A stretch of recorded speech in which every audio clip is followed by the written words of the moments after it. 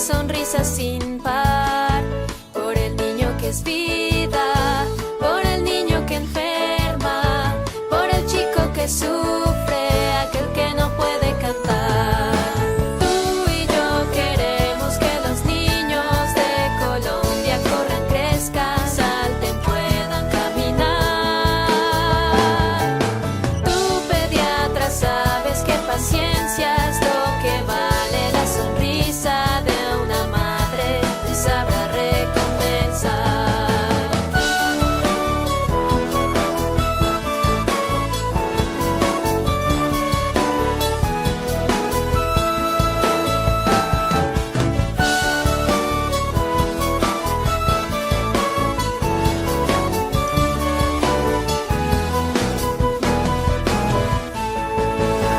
Angelito que cuidas cada noche a los niños de toda nuestra Colombia, ayúdanos tú a sanar por los sueños que habitan almas y corazones, gigantes ilusiones. Vamos, niños, a luchar. Tú y yo queremos que los niños de Colombia vivan llenos de alegría y su infancia disfrutar.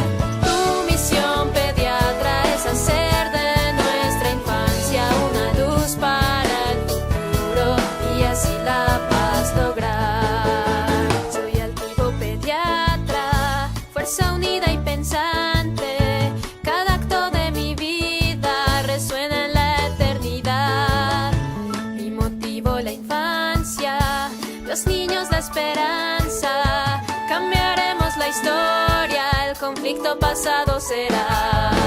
Tú y yo queremos que los niños de Colombia corran, crezcan, salten, puedan caminar. Tú, pediatra, sabes que paciencia es lo que vale la sonrisa de una madre, te sabrá recompensar.